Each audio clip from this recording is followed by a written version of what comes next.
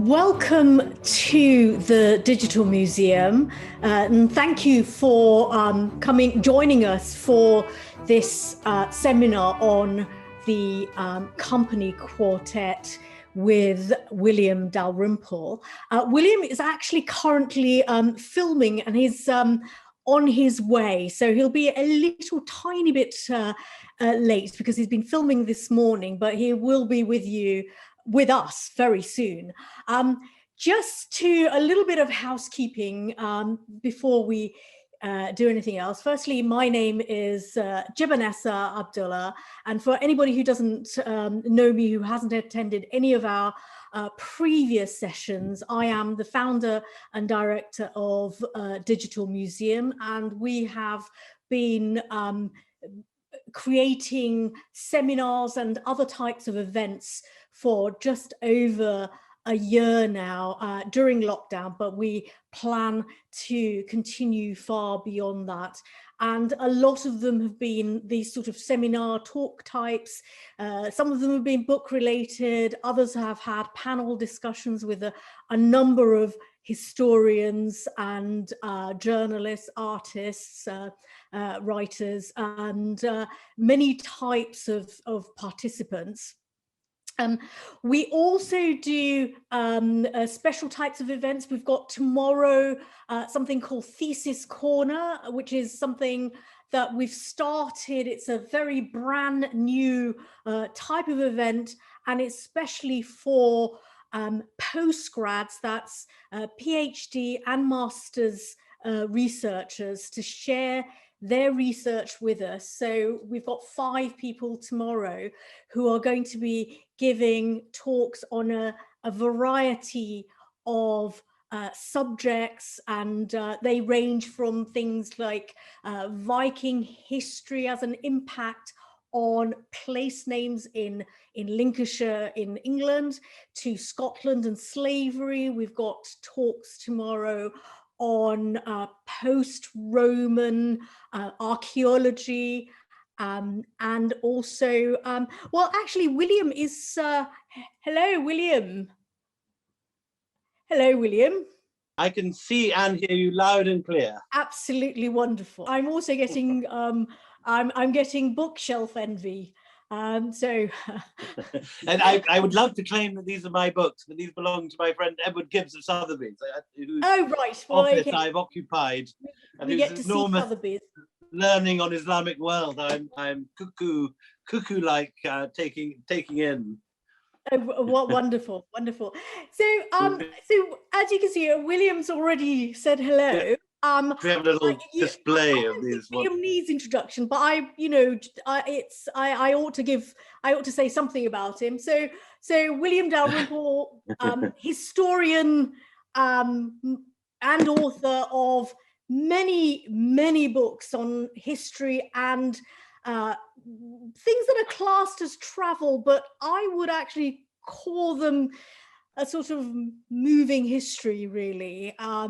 And so books such as The Anarchy, which is part of the Company Quartet that we're going to look at today, his first book in Xanadu, City of Jinns, From the Holy Mountain, The Age of Kali, White Moguls, which is also part of the Company Quartet, The Last Mughal, again part of the Company Quartet, 9 Lives, and Return of a King, which is also part of the Company Quartet. And he's currently working on his new book, The Golden Road.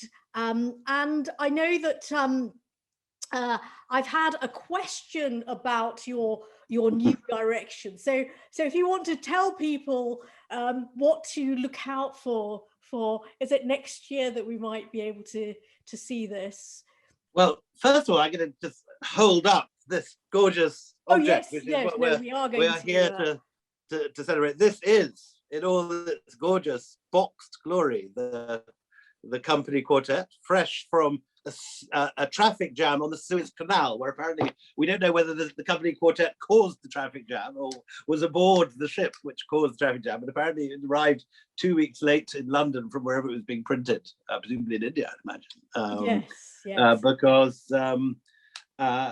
Because it was in that traffic jam that we all saw on our televisions. But it is published this morning, and this is the first interview I'm doing on it. So I will make all the errors that I will subsequently correct in other things. So just to say, I'm very pleased if anyone from Bloomsbury is watching this. Thank you for making this happen. It was more complicated than you might imagine, as Bloomsbury didn't own the rights for White Moguls in London, right, okay. and didn't own the rights for White Mughals or Last Mughal in India. And it required the generosity of Penguin India and HarperCollins London to free up the rights to make this box set happen. But it's a lovely thing, and I'm very proud of it. It's 20 years work in a box. You can throw it at someone. You need never do self-defense. No need to go to the gym again. You can do your weights here with a Company Quartet. Well, that's also another reason to get this. I hadn't thought about that at all. Yeah, no, I mean the reason it's every intellectual's answer to weight training and muscle building. So should we get two of these? Really? You can get two copies. You can do one. Yes. Because I've had a lot of questions. I've had about 16 questions that have come in. You can also put things in the Q&A if you haven't asked a question. But just to I didn't answer your last question very rudely, Jim. Sorry. I just thought let's cover that first, and then we can launch into. Sure. So while I've been writing this, and even before I've actually started writing any of this, I've always been fascinated by Gandharan and Kushan sculpture. I wrote my first piece on Gandharan art, I think, in 1990. I visited the Ajanta Caves when I was 18 in 1984, and have always been fascinated with them. So beneath this love of 18th and Mughal and Company era, which is I've spent the last 20 years really focusing on, there've always been this passion for the much earlier period. I started off as a kid as an archaeologist, and always imagined that I would spend my life on much earlier periods than the 18th century, and having got this done and in a sense now boxed and finished, and this whole chunk of my life, 2 decades now packed up now really, and I'm concentrating on this fascinating earlier period. And the subject of the book is one that oddly hasn't been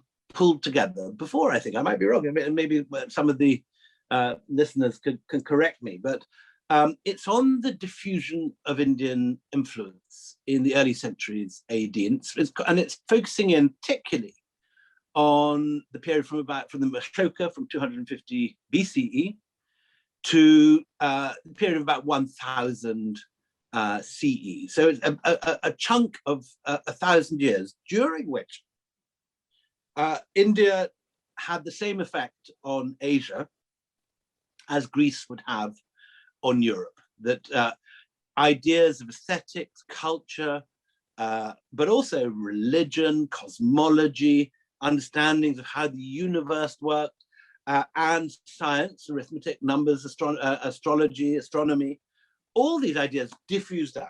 So part one is the story of how Buddhism, a religion that began in Bihar of all places, beamed out, particularly in part one of this story, to the north, through what's now Pakistan and Afghanistan, into Central Asia, where eventually it took over China.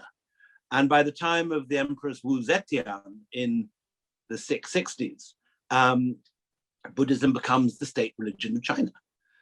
And with Buddhism comes this whole raft of Indian conceptions of geography, astrology, astronomy, and a whole range of Indic knowledges. Is that a word? No, Indic knowledge. enters the Chinese bloodstream and alters Chinese culture forever. People always talk about, India and China being the two great civilizations of Asia, but while Indian ideas completely dominated much of China in the early centuries CE, there's no comparable moment where Chinese culture takes over South Asia. And I think it's a fascinating thing that these two countries, so different, these two civilizations, which are so different in so many ways, that Buddhism allowed this extraordinary transformation of China and this arrival of great bodies of Indic knowledge into Chinese civilization. Part two is the story of how Hinduism and Sanskrit traveled down to Southeast Asia, how this extraordinary story of how Sanskrit, originally a language spoken in northwestern India, takes over not only the rest of the subcontinent, but then goes on to become the language of government in places as diverse as Indonesia, Cambodia, Vietnam, and Sanskrit itself spreads. The Sanskrit cosmopolis spreads from Kandahar, which is the Sanskrit Gandhara, to Singapore, which is Singapura. For 1,000 years, epics like the Mahabharata and the Ramayana become the common currency and the preferred equivalent of Netflix or whatever. This was the main form of entertainment and stimulation across this huge area. And obviously culminates in the building of Angkor Wat, the largest Hindu temple in the world, is built not in India, but in the jungles of Cambodia at this extraordinary moment in the 12th century. Then part three is the story of how Indic numbers, mathematics, and astronomy travel westwards. First to the Arab world, and then from there to Europe. And the extraordinary link here is a family of hereditary Buddhist abbots at the Buddhist monastery of Nawbahar in Balkh, in what's now Afghanistan. And when the first Arab armies erupt out of Arabia through Persia, they reach as far as Balkh on that first great conquest. And the pramukhs, the abbots of Nawbahar, convert to Islam. And then the one who doesn't is their son, who is at university at the great Buddhist university in Srinagar in Kashmir, where he's being educated in Sanskrit and so on. And when he comes back to Nawbahar, he is sent off by the Arabs as a hostage, as a high class and honored, but nonetheless a hostage, to Rasafa, which is near the ISIS headquarters, former ISIS headquarters in the back end of Syria. There he becomes great friends with Al-Mansur, who is another young Arab prince and between them, these two men lead the Abbasid revolution and found Baghdad. And so you have the Barmakids, which is the Arabicized name of the Pramukh, the abbots of Nawbahar. The Barmakids, for 3 generations, provide the viziers of Baghdad, the Abbasid viziers, and they bring in Indic mathematicians, astronomers to Baghdad. And Indic numbers become the number systems, and Indic mathematics, including the use of the decimal space and place and zero, become the preferred mathematical system in use in the Arab world. That spreads across the Arab world to Spain, to North Africa. And in the 12th century, a young Pisan merchant son who's brought up where his father is at work, which is in the Pisan customs house on the shore of Algeria, and therefore it goes to an Arab school, learns Arabic and learns Arab numbers. That boy, whose name is Leonardo, goes back to Pisa, where under his family name Fibonacci, he writes the Liber Abaci, the great mathematical text that introduces Europe really for the first time to Arab numbers as he sees them, but recognizes that they are ultimately from India.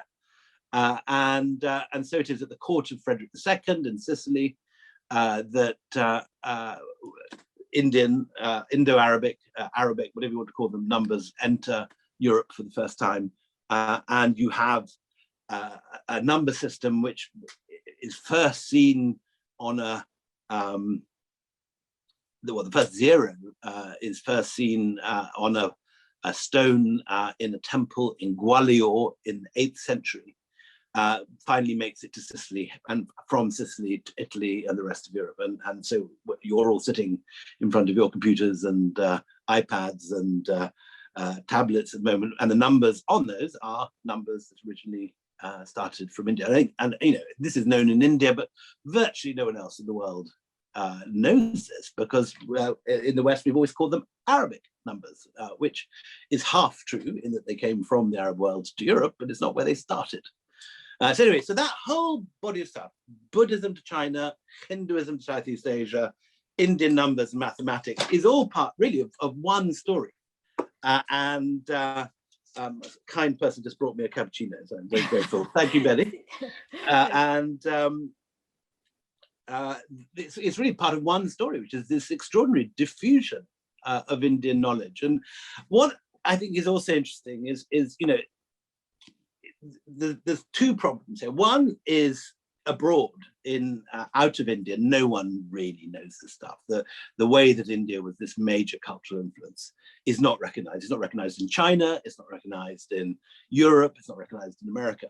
But we also have another parallel problem in India, where in a sense there is the, you know, all sorts of crazy versions of this, plastic surgery at the time of the Mahabharata, you know, the internet at the time of the Ramayana, astral travel and so on, and rocket science.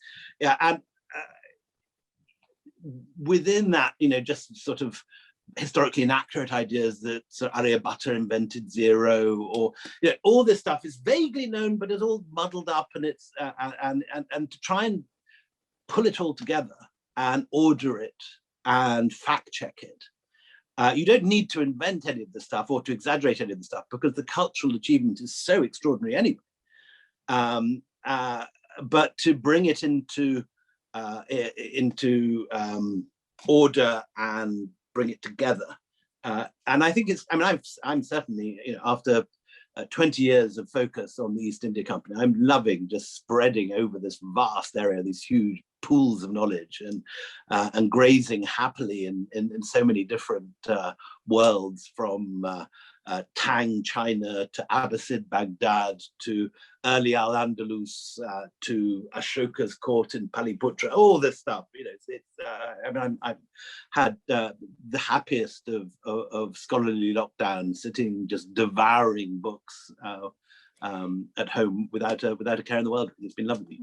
Well, I mean, I love the sound of that, and as you know, that I'm interested in all of that, and I'm interested in the movement of Sanskrit across the world, and I've been to a lot of the places that you mentioned as well, and so we're looking forward to this book, and whether I should hasten to add, it's not that coming anytime soon. It's I've bitten off about 10 times more than I can chew. Well, we'll look forward to it whenever it comes out. We'll look forward to it. I mean, the one thing that I hope to begin writing it next year, but I don't think it'll appear on anyone's shelves for a couple of years. So you've got to just get through anything you haven't read of this first. Yes. We're obviously going to do that.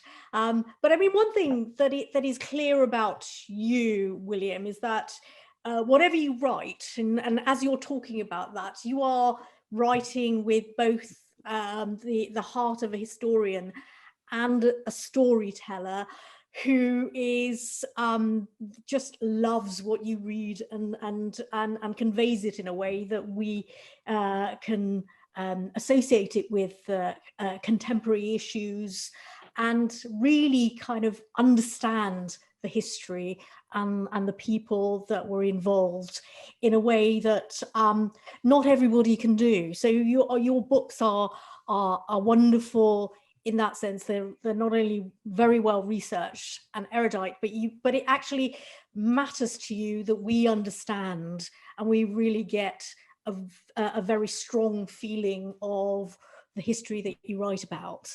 And I think that's the same with the books in your Company Quartet and your earlier books, right from when you were writing in Xanadu. You bill it as a travel book, but you do put bibliography at the back of every chapter, which not all travel books do. So even as a very young man, you had both an enjoyment and a love and a sense of humor with the information that you gather, but also a real serious, dare I call it duty? Would that be would that be correct? Thank you. Duty to help the reader to be able to follow up on what you say. You're very kind. Where I think I've been very lucky is that the kind of thing I do, which is to write books which involve, each one 3 or 4 years research before writing, but which are written in a way that I would want to read a history book, which is with a narrative, with characters, and with sentences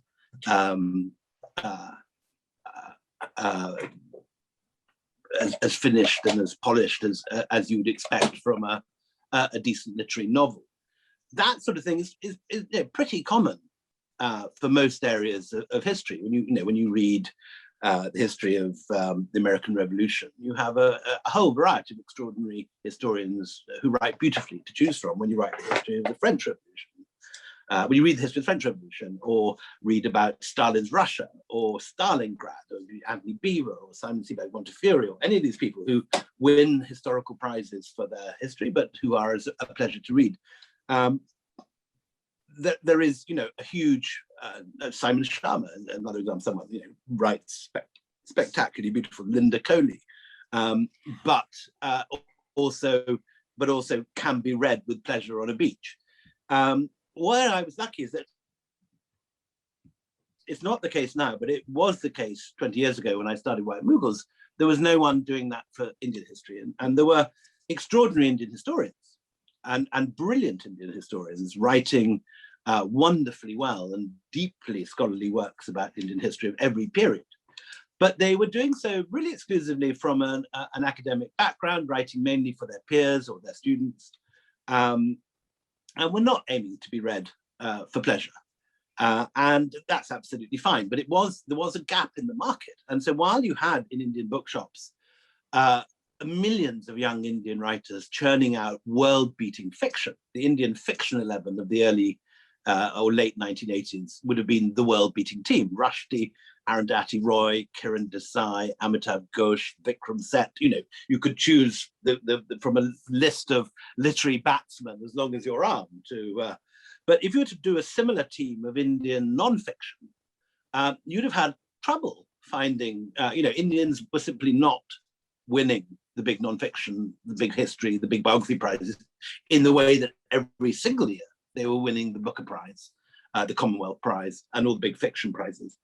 And that is now changing. There's a whole new generation of people like Manu Pillai and Iram Mukoti and so on, who are coming up, writing gorgeous history books now in an accessible literary manner, but which is full of really important world-beating research.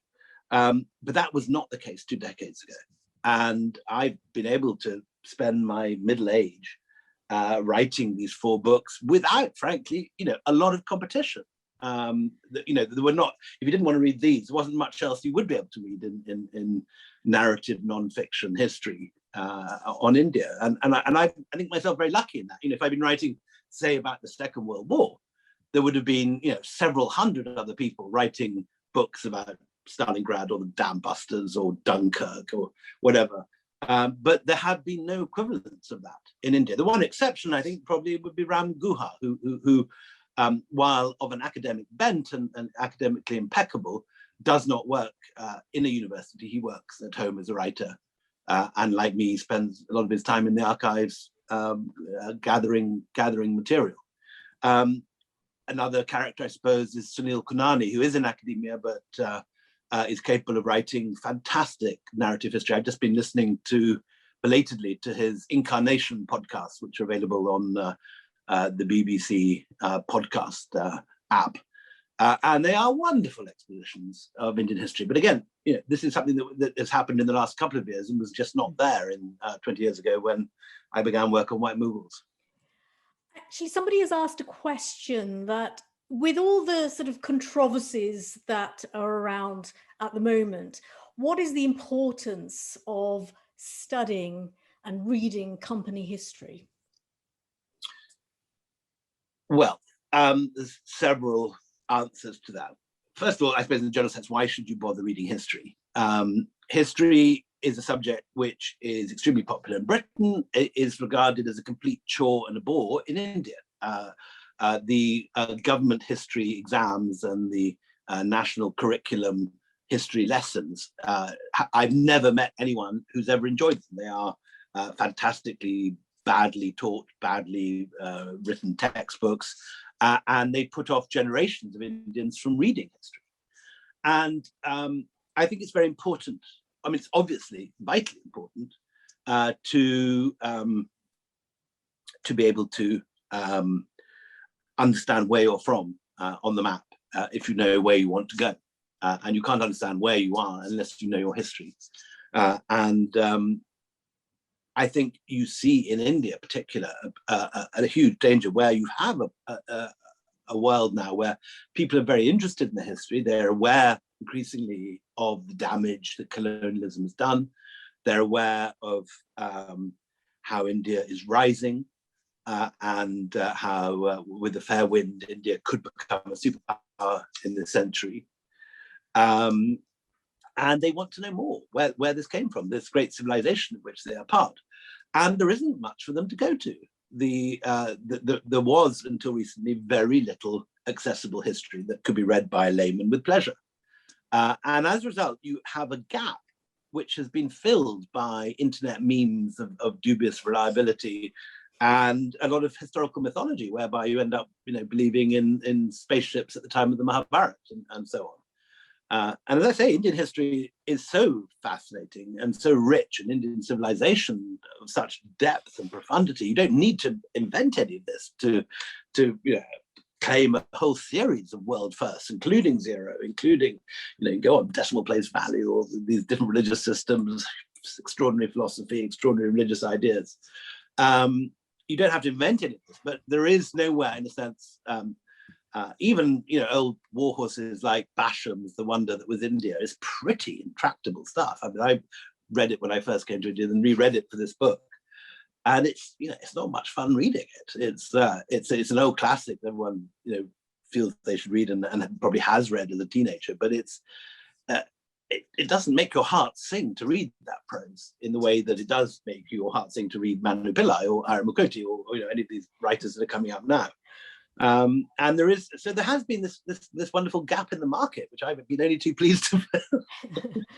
Yeah, talking about myth, you do sometimes use lace your history with gossip, a contemporary gossip of the time, as opposed to our myths now. But I can't help thinking that some of the myth making that's taking place now, internet memes, will become the fodder of history in the future that will look back, because I think myths and gossip actually tell you a lot about the society in which they are created, and the moralities and some of the other philosophies that are extant at the time.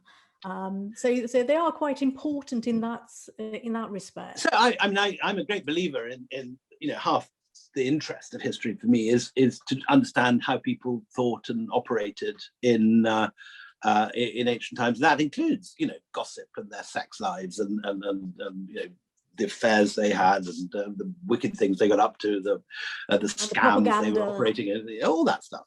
Yeah. But the key is to have it sourced from primary sources, and for all the kind of colourful spines and pictures in the books, these books are sourced in the width of the Anarchy. the last 150 pages are footnotes to primary sources. Absolutely. And so I think it's perfectly legitimate to discuss gossip, and it's very illuminating sometimes to go through the personal details of personal lives. But again, you have to source it from primary sources, and you have to evaluate it as to its credibility.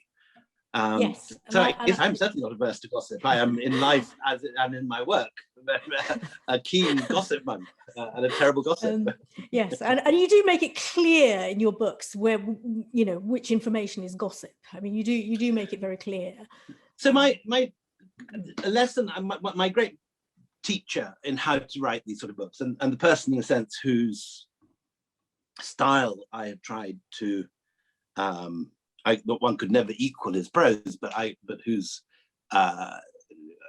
taught me what I know about writing this kind of history, was the great historian of the Crusades and of Byzantium, Sir Stephen Runserman, who lived in his old age in a tower house in Dumfriesshire, lovely medieval haunted tower house in Dumfriesshire with a wonderful private library. Can we all go and stay there now? I don't know what's happened to it since his death. He died about 15 years ago. I was lucky enough to know him in his old days and read him when I was at Cambridge. He happened to be at the same college as me. I was at Trinity College, Cambridge, as an undergraduate, and that was his college. But he left in middle age, having got every sort of professorship and so on. He left because he wanted to write, and in the end, he realized that his real calling was writing rather than teaching. And he told me what he was taught by, I think, was it Elton who told him? Just basically, if you want to write, go and write. Teaching is a different vocation. And obviously there are many academics who do teach and do produce extraordinary works.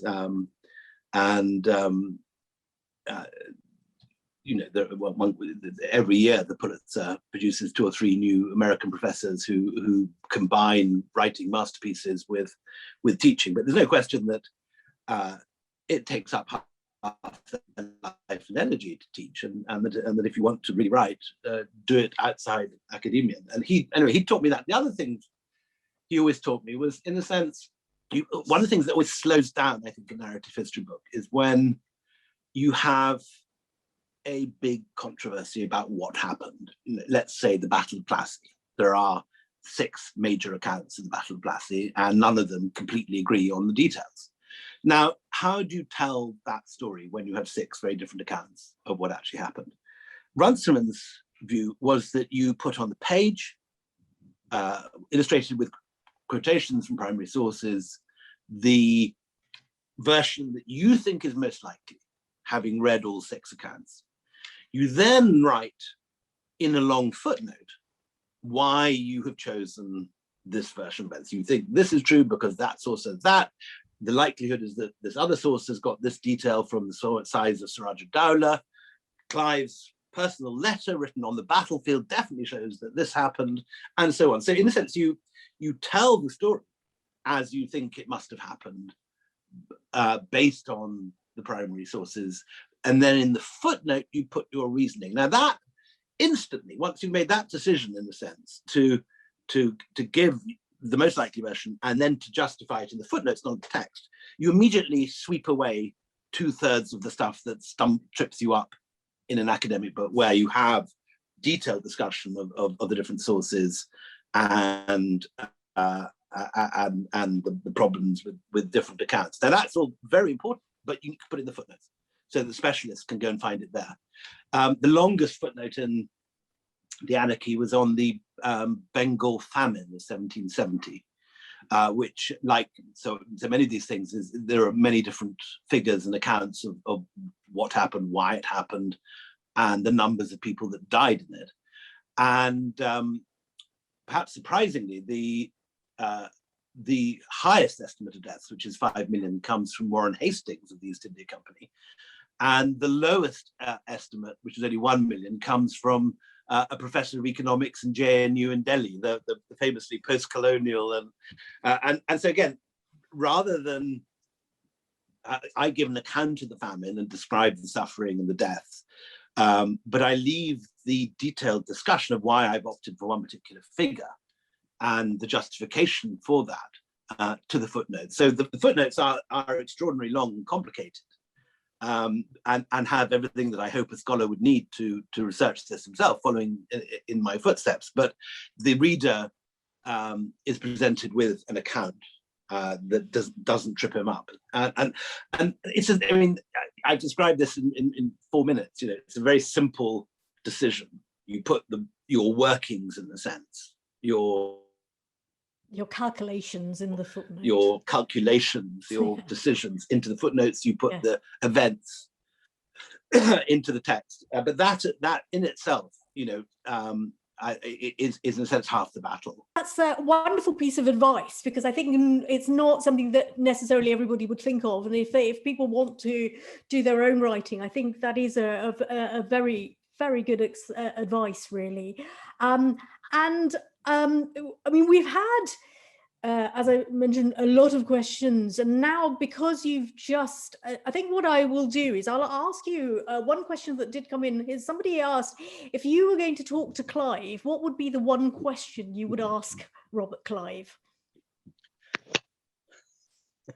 I should say that I have so irritated the Clive family with my portrait of the Clives still exist. They're now called Windsor Clive. I've so irritated the Clive factory with my portrayal of their forebear that apparently they've commissioned a rival history book to present Clive as the golden hero they believe him to be. So you can have that book on your digital museum next year. Oh right, is it written by our mutual friend? No, it may well be. He's definitely part of that world. Right. Are you going to reveal who you're talking about or not? I'd rather not. Yes. So I mean, one of the things that I do. I mean, it's your books. Your early books were called. I mean, you refer to them as travel books. I think those were actually a lot more generous than a lot of travel books in the information and the way you structured them. You said this couple of times. So I mean, in Xanadu, City and From the Holy Mountain are travel books, and they're stories of journeys. City Gins is the stationary account of the city, but certainly Xanadu and Holy Mountain are A to B journeys, one following Marco Polo, the other following John Moskos, and they're definitely travel books. But you're right. They're written by me, and I'm in history, so they contain a lot of history. They're books of travel which contain a lot of history. Well, my history books, I suppose, contain quite a lot of travel, and so they're different versions of the same cocktail. In a sense. I try and get a lot of in my history books. I have a rule that I have to visit every important place in the book, because you simply can't tell the story in an accurate way unless you understand. I'll give you an example from the Anarchy. The Battle of Assaye, which was the great victory of the Duke of Wellington over the Marathas, that was such a narrow thing that Wellington said it was far more difficult to defeat the Marathas than it was to defeat Napoleon, and that Assaye was a more difficult victory than Waterloo. Now, I knew from many accounts that Assaye was near Ajanta, the Ajanta Caves, which I visited many times. I know that geography. In Ajanta, it's set in this rocky defile with very, very steep sides. So I imagined this all happening in precipitous cliffs on all sides, and had a very particular vision of that battle, reading the sources with this landscape in mind. Now, it turns out that it is very close to Ajanta, but it is 10 miles away on a completely flat floodplain, and could not be more different, the landscape from. So even though I'd been within 10 miles of this landscape, if I hadn't actually visited the site of Assaye, which I actually did with the contemporary Duke of Wellington, with the current one, and we wandered on the battlefield with his maps of his ancestors' maps of the battle, and found musket balls and in the side of the river, and had a wonderful day. So you did some surface survey as you went along as well. We did survey. I had one led musket ball on my desk from the Battle of Assaye as I was writing the account. I felt this sort of superstitious connection with the battle to have this musket ball on my desk.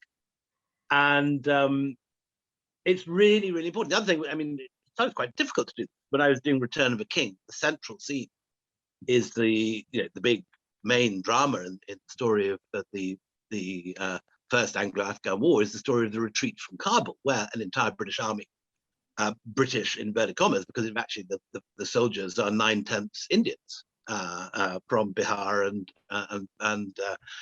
Eastern UP, and these guys are massacred by the Afghans in the snow, dying of frostbite, falling apart, starving, led by, as usual in British military history, lions led by donkeys.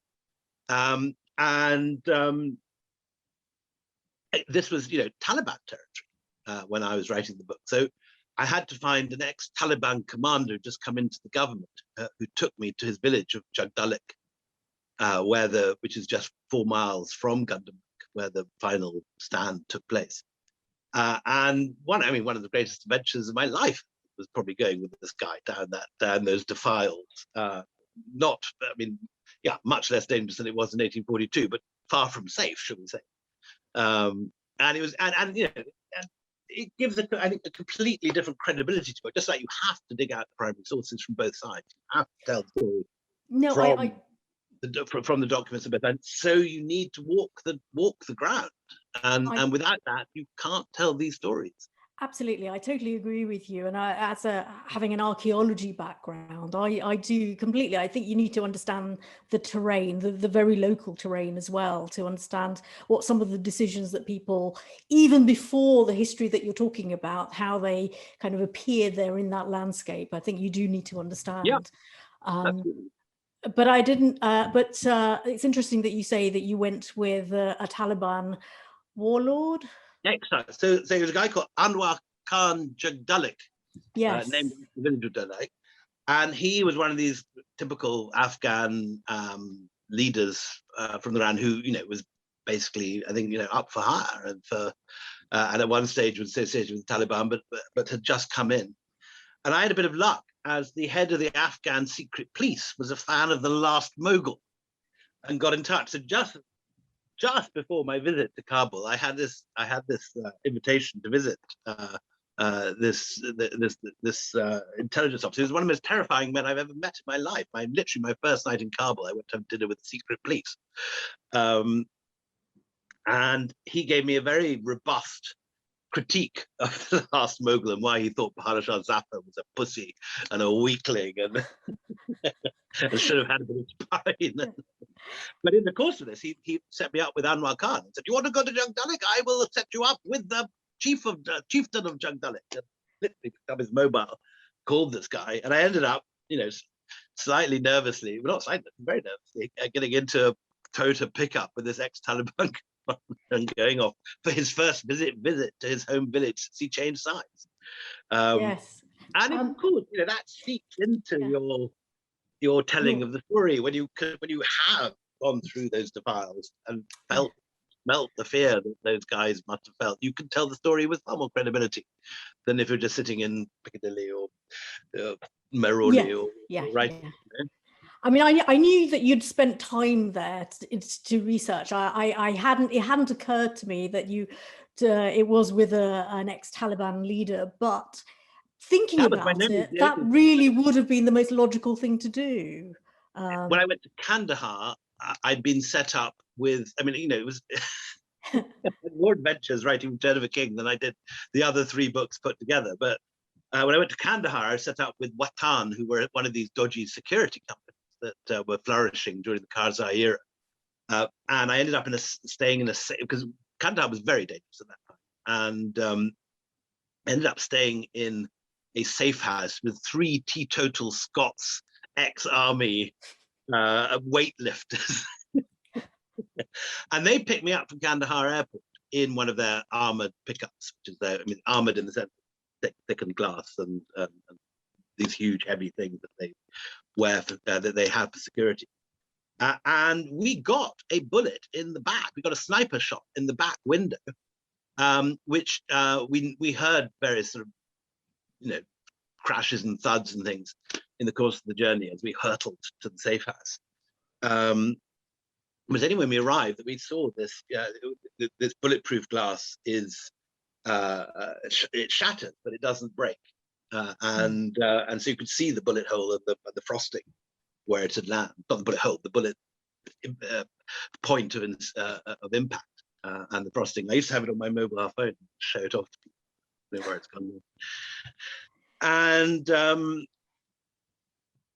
yeah, I mean, but again, without going to see the tomb of Ahmad Shah Durrani and the landscape of Kandahar, it's very difficult to get an impression of where you're writing. And often these journeys would result in new manuscripts. I mean, what I've tried to do in all four of the book, the thing that really I think will keep them being read longer than otherwise, is the fact that they contain all these Persian language sources, which are there in huge abundance from the 18th century, but which are almost untapped because no one in India reads Persian anymore. There are a handful of people that really read it fluently. How many of those sources can people access? Can people access some of these online?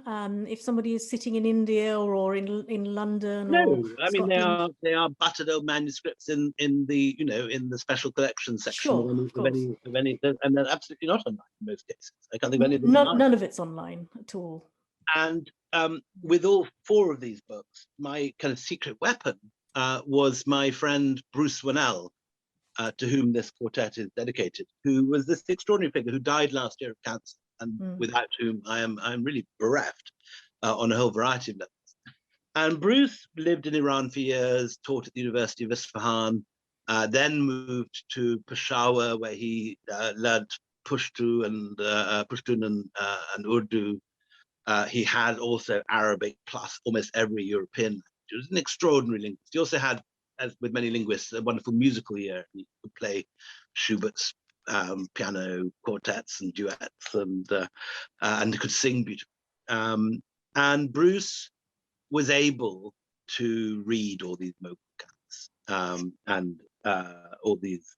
So with the White Moguls, which was the first I wrote, there were these wonderful sources from Hyderabad, Tufat al-Alam, which was the story of the Kirkpatrick Karenisa affair from the point of view of Karenissa's family. So we had not only Kirkpatrick's letters, which were there in incredible detail in the India Office Library, newly catalogued, but we had the Karenissa's family version, or certainly the dyspeptic uncle's version of this affair, Abdul Latif Shustri. For Last Mughal, there were these extraordinary, the Mutiny Papers, which are this 20,000 strong archive of Urdu and Persian sources sitting in the National Archives of India. For Return of a King, the rich collection of Afghan sources on the first Afghan war, and for the Anarchy, a whole load of early histories of the arrival of the company. Now, all these sources are fairly well known to specialists. None of them were, in a sense, new discoveries to the specialists, but they are not available in English. And most young historians in India tend to sort of go down the post-Saidian route of reading imperial sources against the grain. So in a sense, inverting the ideas on English language sources. But very, very few today can read the Persian source with sufficient fluency. And it's a particular skill because obviously Mughal Persian is often very different, particularly late Mughal Persian is often very different from Persian, and very, very different from modern Tehrani Persian. And you have to know, in a sense, not only modern Persian, but Old Persian, plus quite a lot of Urdu and quite a lot of Pushtun in the case of some sources. Bruce had these language skills and, could read these really fluently and then convert them into beautiful prose. So Bruce is in many ways the co-author of these four books. He was an extraordinary figure. He never had a job since he taught occasionally and lectured occasionally and wrote, but he lived in council accommodation in York, was always short of cash. and yet was the most refined of men, with impeccable taste in food and music, loved, always, suddenly, if you hadn't stayed, Persian musicians would descend on you with sitars and dafs and spike fiddles, and concerts would apparate around you. And he provided not only the language, the really extraordinary language skills, which I do not possess. I cannot read the Shikasta Persian of Shikasta Urdu and the Persian of these things, but anything like the fluency you need to use them. And he not only had that, but he also had a kind of deep knowledge of the culture and history of art of this part of the world. And he was an extremely critical first reader who would leave these devastating small scribbles on every margins about how every detail of the first draft was wrong for a variety of reasons. Of your make me rewrite everything. Yeah. And so he was an extremely rigorous fact checker, and the books, in a sense, if they largely got away without any critical. I mean, very few people. A couple of errors in the paper in the first version of Anarchy about the Marathas, but generally there've been very few major historical errors in any of the 4 books, and I have Bruce to thank for that, because he went through everything with a tooth comb, as well as providing these wonderful translations. And I'm really going to miss him. I miss him on a personal level every day, but I'm really going to miss him on a professional level if ever I come back to this material in the future. He does sound like an extraordinary person to lose, an extraordinary loss. Yeah. He very much. Yeah, I mean, I say this is 20 years work, and for those 20 years, Bruce would live with Olivia and I for often 2-3 months. He's a big loss. Yeah. I mean, a lot of the people who have come today would know, something about the East India Company. A lot of them would have read the Anarchy. Could you tell us a little bit more about this return of a king, the Anglo-Afghan War? A little bit more of the context, because it has a lot of contemporary resonances. Contemporary a few years ago, the dodgy dossier, if you like, and a lot of the decisions to go to war. Maybe I should just quickly, for people that haven't read all 4, just quickly give a 1-paragraph description of each one. Sure. So the Anarchy, the books were not written in chronological order, but I hope they do work as a set. Anarchy tells the origins of the East India Company. It opens in 1599 at the creation of the company, and it takes us up to 1802, when the company becomes the prime power in India, having defeated the Marathas in the first Anglo-Maratha War. And it tells the story of how it wasn't the British government that took over India. It was a private company owned by shareholders and under the control not of the government, but the directors. And this is something that slightly got lost from both British and Indian accounts, both of whom universally talk about the British rather than the company. And it was not directed out of Downing Street. It was directed out of an office in the city of London, under what's now the Lloyd's building, a small office for most of its history, 4 windows wide, and with a skeleton staff. In time of Plassey, there were only 35 people at the head office. And it tells the story of how using Indian manpower in the form of the sepoys and Indian money in the form of loans from the Jagat Sets and other largely Mawari bankers, the company conquered India with Indian manpower and Indian money. And the extraordinary way that they got away with this scam is the tale of the Anarchy. The story goes on. Part 2 is the White Moguls, which was the first to be written, but is second chronologically. And that is a micro from 1795 to 1805, so slightly overlapping at the end of the Anarchy, of the story of an extraordinary love affair between the resident of Hyderabad, James Achilles Kirkpatrick, and the niece of the Prime Minister of Hyderabad, who was called Khairun-Nisa, and as opposed to Jibunnessa. and it's a detailed social history based on Kirkpatrick's letters and Kerenice's uncle's Tufatul Alam, and it tells the micro history of how Hyderabad ended up when the Marathas went down and the Tipu Sultan went down. Hyderabad survived until 1948 as the largest independent state within the Raj. Return of a King takes the story on to 1839 to 42 and tells the story of the East India Company's maximum extent of East India Company power when they went through the Punjab into Afghanistan, and briefly between 1839 and 1842 installed a puppet called Shah Shuja Mulk in Afghanistan, only for the whole thing to come to a terrible, miserable end with the retreat from Kabul, when the entire army got massacred or captured. And famously, at least in legend, only one man, Dr. Bryden, on his pony emerged at Jalalabad at the end of his death march.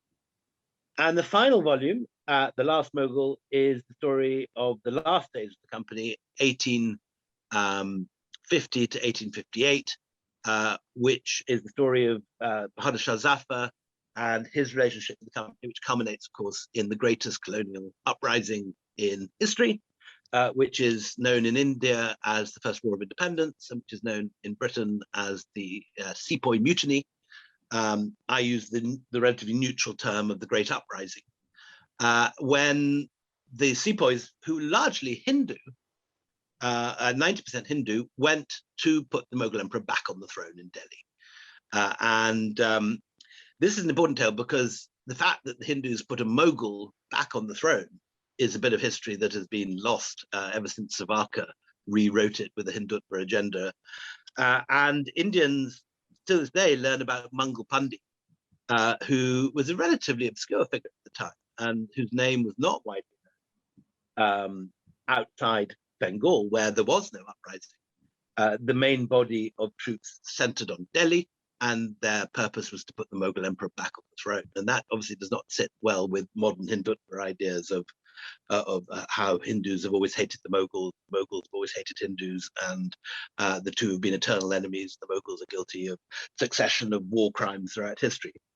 If that was so, how did this happen? So this is a look at the final story, and then the terrible and until this book really unwritten tale of the East India Company atrocities which followed the recapture of Delhi, when the whole city is raped, looted, and plundered, and every male over the age of 16 is killed, and many of the women enslaved. And it's the end not only of the Mughal Empire, but also the end of Indo-Islamic civilization. From that point, Indian Muslims are divided and marginalized and eventually sort of turn in on themselves, and the result is partition in 1947. So the four books between them range from 1599 to 1858, and although they were not actually conceived as a quartet, I do think they work as a snapshots. The one thing I suppose that none of these four books really looks at in detail is the detailed economics of the company as a company. I'm not an economic historian. And I think one of the justified criticisms of the Anarchy, which would also be true of the quartet as a whole, is that it doesn't contain as much as it could do on the story of the company at home, how it operated, who the directors were, the internal battles, the boardrooms, and the basic economics of how the books balanced and what the profits were and where the money went. And there's a lot. I mean, there's a lot of that already out there in academic publication. But what I've tried to do, in a sense, is tell particularly the story of the two principal powers, the story of the decline of the Mughals and the rise of the company. And on the way, we meet all these other major players, notably the Marathas, who come into all four books, Tipu Sultan, who comes into two, first two, Anarchy and White Moguls, Ranjit Singh, and the different Afghan powers, Ahmad Shah Durrani, and so on. So all these guys are in play, and it's a wonderful, kaleidoscope of extraordinary characters. And my method, as you know, is very biographical. I do believe that personalities alter the course of history. I'm not a Tolstoyan who believes it's all invisible forces of economics and fate. I think individuals are a very important part of the telling of history, and I put them right at the forefront. So every book starts with a Dramatis Personae. Yes, so I mean that's why in my mind I was sort of thinking you're almost not quite writing a family saga every time, but it's almost like an extended family saga. I'm not sure how I put that on the spine, but I know what you mean.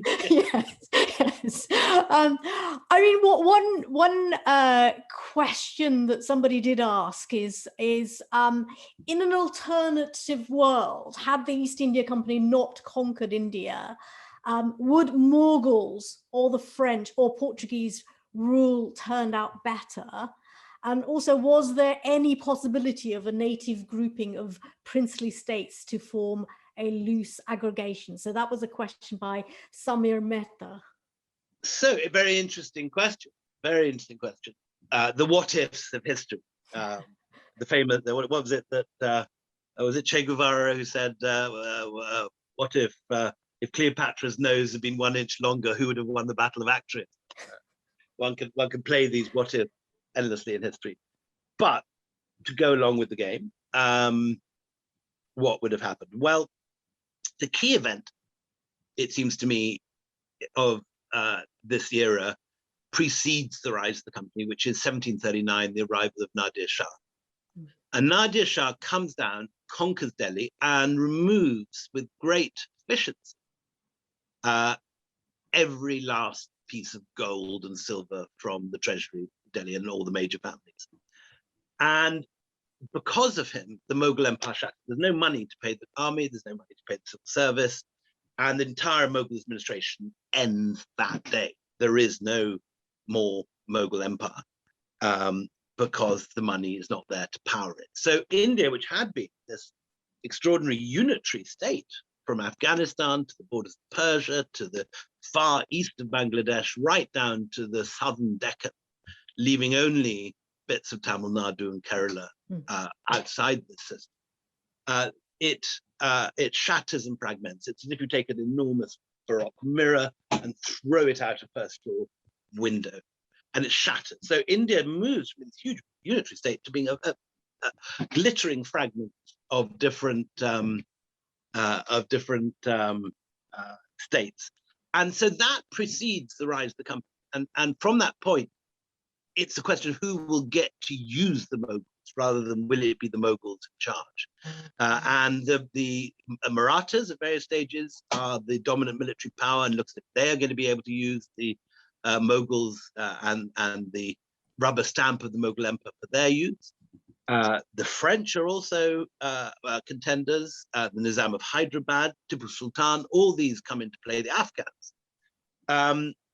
My guess is that the Marathas would have been the dominant force, but they had their own internal inconsistencies and rivalries that were so great. One historian described them as less like a confederacy than a bag of ferrets, and you get, and that is not unfair because the Holkars and the Scindias, who were the two principal powers in the north, absolutely hated each other and refused to cooperate, which was the reason that in the end that the company won the first Anglo-Maratha war.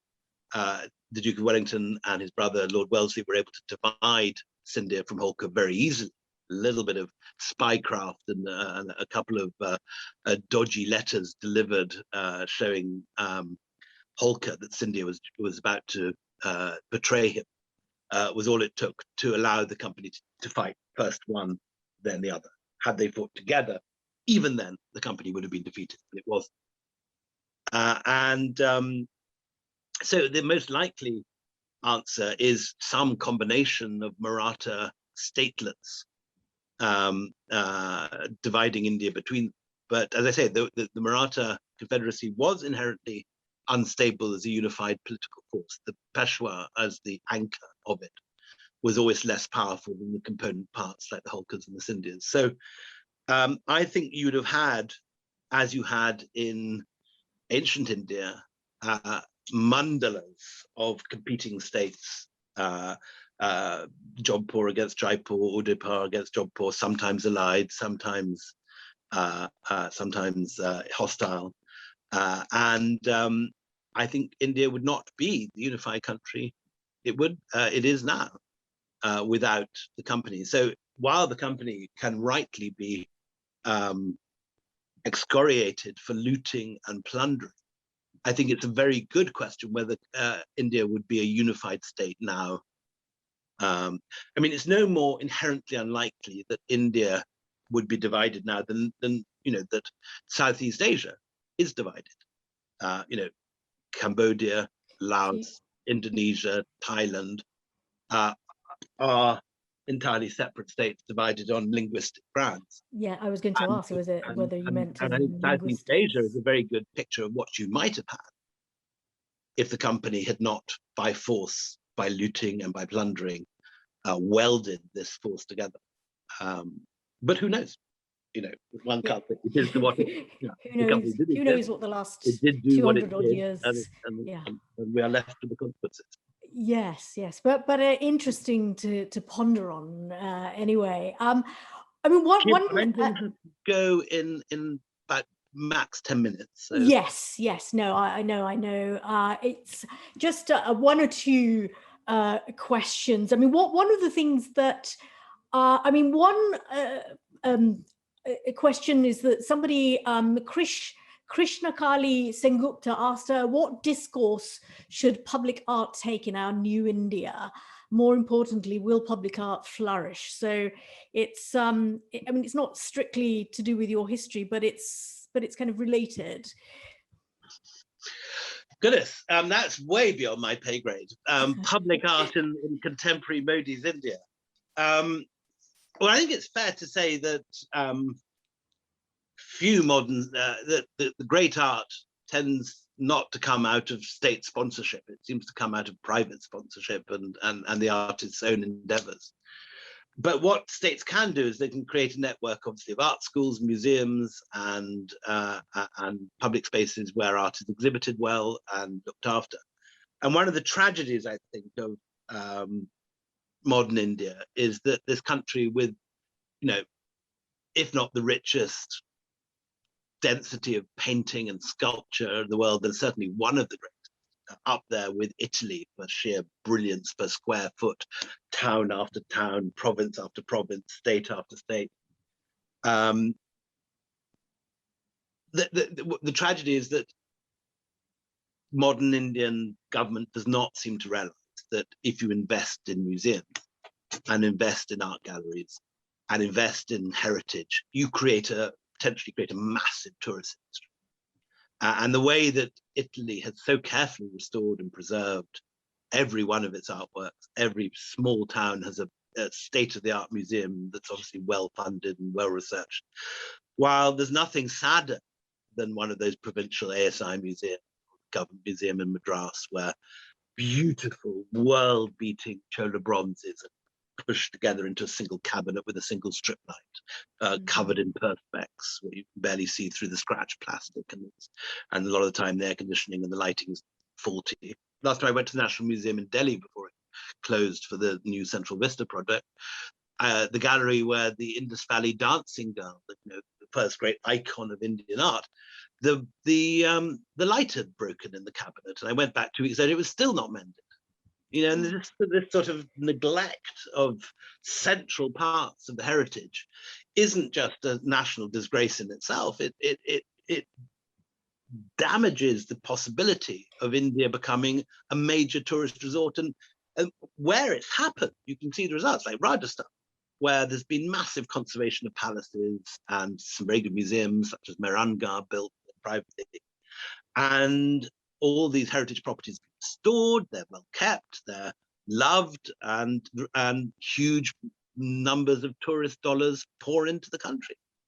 But find me a single place in UP where that's true. Look at Lucknow, one of the great cities of the world, just a mess of tragedy, disgrace. And it's so sad, because India has such rich culture, but it's not monetized, and it's not making the attempt to save it. Just 2 weeks ago, one of the greatest Hindu temples in North India, tiny but beautiful gem called Devi Koti, which contains the greatest Pahari fresco. You could genuinely call it the Sistine Chapel of the Himalayas, were concretized in the technical term, and the paintings irreparably damaged. And no outcry, no nothing, no protection. Even before this, the paintings had 3 decades of idiotic local graffiti on it because no one's guarding it, no one is looking after it. There's no glass covering it. And these are, things that there should be 500 tourist buses sitting at the top of the slope, and a visitor center, and a museum, and a cafe where you can sit down. Instead it's just destroyed and it's gone. Once it's gone, it's gone. Yes, no, I mean, it's to add concrete like that, and I've seen the pictures that you posted as well. It's as you say, it is a permanent damage that takes place. Just to finish off, because alas, William does have a busy day ahead, and there are lots of other questions that people have asked that are very interesting. But just to finish off, you've nicely kind of given us a run through of what the books are about. Somebody asked, actually, is that do you have and this is we could kind of conjecture, but do you have a favorite character in out of all your books that you've researched in these 4 books? Is there a favorite character you particularly enjoyed researching? Well, I suppose the person that appears in all 4 and is someone that just completely keeps coming back into everything is William Fraser, whose house we anyway stay in every summer for a week near Inverness, who is a relation, and who was this extraordinary early appreciator of Mughal art and Indian culture, who learned Persian and Sanskrit perfectly and spoke completely perfect Hindustani, and who was both a Scot and a Indophile, and he's called William. Someone who obviously there is a definite amount of identification, and as I say, staying in his house in summer is a rather bizarre sort of part of the story. He was the guy also who commissioned the Fraser album that was the centerpiece of Forgotten Masters, the show I put on last year at Wallace Collection. So he's someone that is going to keep reappearing. I also have a great fondness for these deeply civilized, tragic rulers who come at the end of this period, who often represent a very benign version of Indo-Islamic civilization. They celebrate Holi, but also are Muslims, Sufis. They are adepts at Persian poetry, there's first of all Shah Alam in the Anarchy, who is this civilized young prince who, with a better run of luck, would have been a great hero, but in the end is one of the great failures of Indian history, ultimately blinded by Ghulam Qadir, and ends as a blind ruler in a ruined palace. There is Shah Shuja ul-Mulk, the hero of Return of a King, who again is the heir to this great tradition in Afghanistan, descended both from the Duranis and the Mughals, and he again is a hugely civilized character, but fails and is assassinated by his own godson. And then finally Bahadur Shah Zafar. And I'm very drawn to these tragic characters. I mean, some historians love great heroes who conquer all, and Alexander the Great, or one of these characters who are history's winners. I'm rather, I don't know why, I always prefer sad songs to dance tunes. One of the things that attracts me about this period is the pathos. In all 4 of these books, the goodies lose. The evil company wins, and there is this is not a happy story. This is the story of how the corporate world, profit, greed, capitalism, defeat poetry, learning, and love. and so it's not a happy tale, and melancholy, I suppose, the dominant emotion in all four books. But as I say, I prefer sad songs. Yes, no. Well, I mean, thank you for joining us. Do you want to just flash your collection? Flash the collection. Right. So this is by the Company Quartet. You need never go to a gym again. You need never do weightlifting. It's all here. This is all in one object. It can block the Suez Canal. It can help you gain body weight. It can help you. No, I think we want to lose body weight. Right. Gain muscle weight. Yeah. So everybody in the UK can get it today. What about in India? Available in India today too. Oh, okay. So in India and the UK at least. Sitting in Bari Sons in Khan Market, and Liberty Books in Pakistan, if anyone's watching from there. Great. So a wonderful collection, comprehensive history of the company in India, and wonderfully told. So thank you very much, William, for coming today and sharing all this with us. We've all really enjoyed your stories. So thank you, and have a really great rest of the day. Thank you so much. Bye bye. Bye bye. Thank you for watching. Bye bye.